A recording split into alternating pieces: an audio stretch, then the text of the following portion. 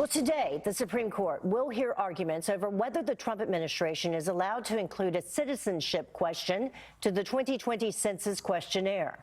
Democratic states claim if non-citizens are not included, they could lose out on federal funding. Former Justice Department Attorney Hans von Spakovsky joins us now on why this ruling is so crucial. Thank you so much for joining us this morning. We appreciate it. Sure thing, Heather. So, Hans, what is at stake here? Getting accurate data on the population of the U.S. What the Trump administration announced last year was they were reinstating a citizenship question on the U.S. Census. And obviously, we need that kind of data for everything from redistricting to the distribution of federal funds in a lot of big programs. So why would people not want to include the citizenship question? It seems like it would be a given. Well, the people challenging this, I think, are fearful of, frankly, getting accurate data on the number of non-citizens in the country. Also, I think they believe they'll somehow get shorted in federal funds in programs that are only supposed to go to citizens if we actually know how many non-citizens are there. And there's a political issue, too.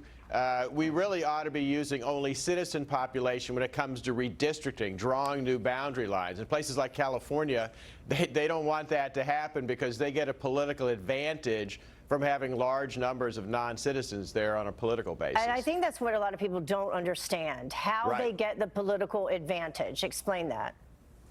Well, you know, after every census, we do a reapportionment. We figure out how many members of the U.S. House of Representatives each state has, depending on their population. So the larger the number of non-citizens in a state like California, the more people they have in the House of Representatives. If you based reapportionment only on citizen population, California would probably lose 5 congressional seats. We can bring up for people at home just the history of the census citizenship question, because this isn't the first time that it's come up. Does history tell us anything in terms of moving forward, what you believe will happen?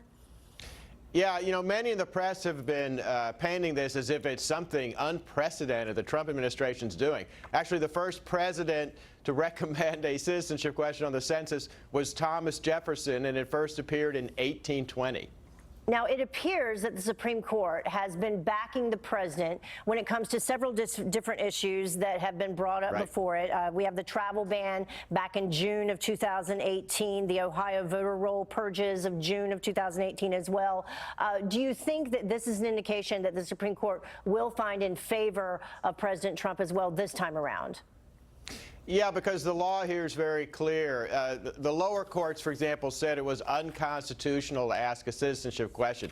There's no basis for that. In fact, federal law tells the Secretary of the Department of Commerce that he's got full authority to determine what the questions are on the census. So there's really no factual or legal basis for the lower court injunctions that stop the government from doing this. So what happens next?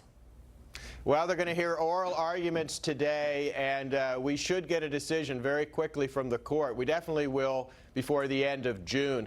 That's one of the reasons the court took the case, because they have to have a decision by this summer in order to be able to print the tens of millions of census forms that will be needed. There you go. So they do have a deadline. Hans von Spakovsky, thank you so much for joining us this morning. We appreciate it, as always. Thanks for having me. All right.